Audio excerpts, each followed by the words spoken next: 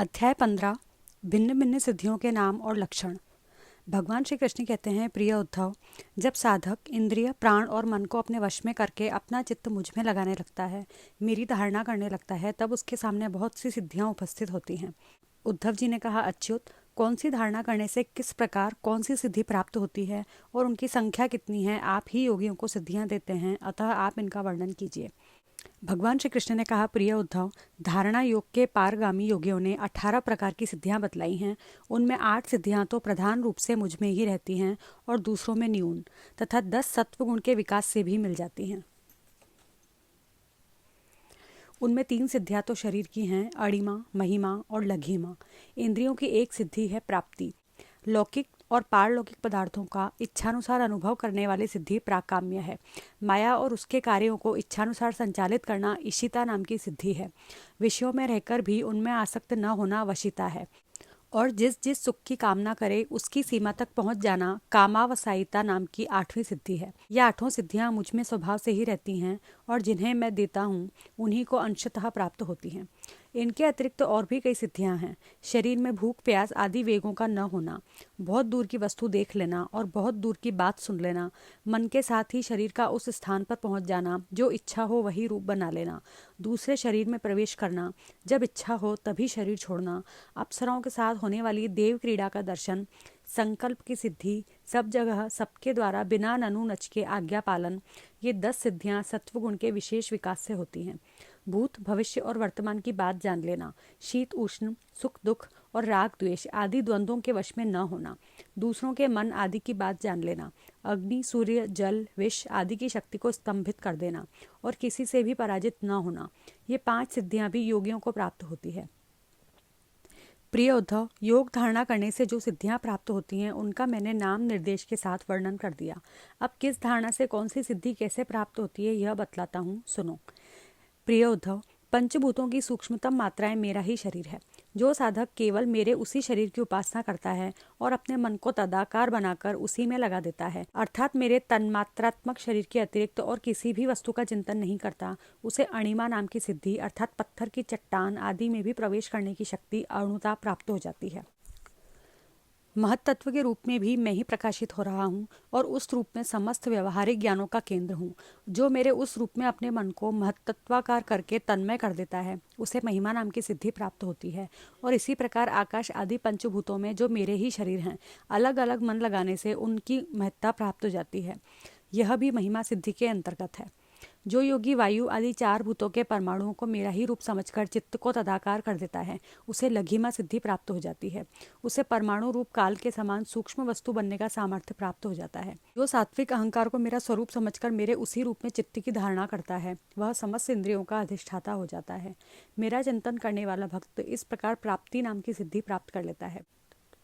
जो पुरुष मुझ महत्त्वाभिमानी सूत्रात्मा में अपना चित्त स्थिर करता है, उसे मुझ अव्यक्त जन्मा की प्राकाम्य नाम की सिद्धि प्राप्त हो जाती है, जिससे इच्छानुसार सभी भोग प्राप्त हो जाते हैं। जो त्रिगुणमयी माया के स्वामी मेरे काल स्वरूप विश्व रूप की धारणा करता है, वह शरीरों और जीवों को अपने इच्छानुसार प्रेरित करने की सामर्थ्य प्राप्त कर लेता है। इस सिद्धि का नाम ईशित्व है। जो योगी मेरे नारायण स्वरूप में, जिसे तुरीय और भगवान भी कहते हैं, मन को लगा देता है, मेरे स्वाभाविक गुण उसमें प्रकट होने लगते हैं और उसे वशीता नाम की सिद्धि प्राप्त हो जाती है। निर्गुण ब्रह्म भी मैं ही हूँ। जो अपना निर्मल मन मेरे इस ब्रह्म स्वरूप में स्थित कर लेता है, उसे परमानंद स्वरूपिणी कामावसायिता नाम की सिद्धि प्राप्त होती है। इसके मिलने पर उसकी सारी कामनाएं पूर्ण हो जाती हैं, समाप्त हो जाती हैं। प्रिय उद्धव, मेरा वह रूप जो श्वेत द्वीप का स्वामी है, अत्यंत शुद्ध और धर्ममय है। जो उसकी धारणा करता है वह भूख, प्यास, जन्म, मृत्यु और शोक, मोह इन 6 उर्मियों से मुक्त हो जाता है और उसे शुद्ध स्वरूप की प्राप्ति होती है। मैं ही समष्टि प्राण रूप आकाश आत्मा हूँ। जो मेरे इस स्वरूप में मन के द्वारा अनाहत नाद का चिंतन करता है, वह दूर श्रवण नाम की सिद्धि से संपन्न हो जाता है और आकाश में उपलब्ध होने वाले विविध प्राणियों की बोली सुन समझ सकता है। जो योगी नेत्रों को सूर्य में और सूर्य को नेत्रों में संयुक्त कर देता है और दोनों के संयोग में मन ही मन मेरा ध्यान करता है, उसकी दृष्टि सूक्ष्म हो जाती है, उसे दूरदर्शन नाम की सिद्धि प्राप्त होती है और वह सारे संसार को देख सकता है। मन और शरीर को प्राण वायु के सहित मेरे साथ संयुक्त कर दे और मेरी धारणा करे तो इसे मनोजव नाम की सिद्धि प्राप्त हो जाती है। इसके प्रभाव से वह योगी जहाँ भी जाने का संकल्प करता है वहीं उसका शरीर उसी क्षण पहुँच जाता है।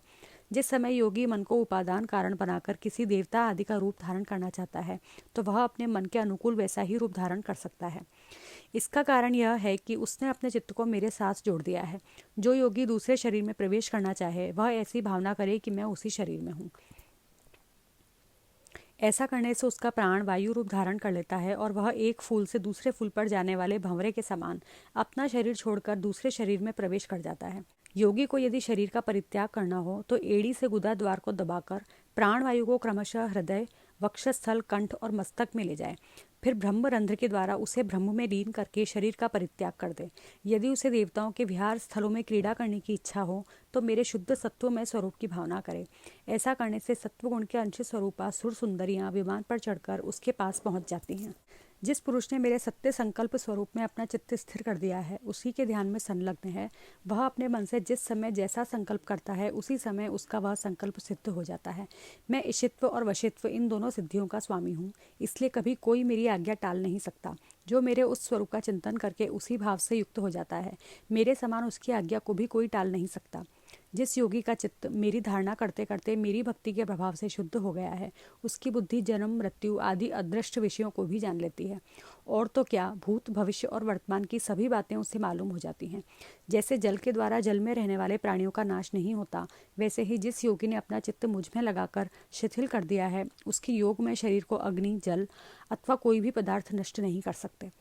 जो पुरुष श्रीवत्स आदि चिन्ह और शंख, गदा, चक्र, पद्म आदि आयुधों से विभूषित तथा ध्वजा, छत्र, चंवर आदि से संपन्न मेरे अवतारों का ध्यान करता है वह अजेय हो जाता है। इस प्रकार जो विचारशील पुरुष मेरी उपासना करता है और योग धारणा के द्वारा मेरा चिंतन करता है, उसे वे सभी सिद्धियां पूर्णतः प्राप्त हो जाती हैं जिनका वर्णन मैंने किया है। प्यारे उद्धव, जिसने अपने प्राण, मन और इंद्रियों पर विजय प्राप्त कर ली है, जो संयमी है और मेरे ही स्वरूप की धारणा कर रहा है, उसके लिए ऐसी कोई भी सिद्धि नहीं जो दुर्लभ हो। उसे तो सभी सिद्धियां प्राप्त ही हैं, परंतु श्रेष्ठ पुरुष कहते हैं कि जो लोग भक्ति योग अथवा ज्ञान योग आदि उत्तम योगों का अभ्यास कर रहे हैं, जो मुझसे एक हो रहे हैं, उनके लिए इन सिद्धियों का प्राप्त होना एक विघ्न ही है, क्योंकि इनके कारण व्यर्थ ही उनके समय का दुरुपयोग होता है।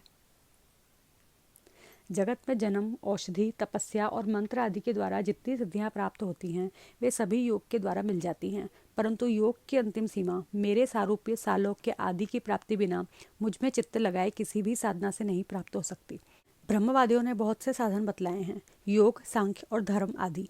उनका एवं समस्त सिद्धियों का एकमात्र मैं ही हेतु, स्वामी और प्रभु हूँ।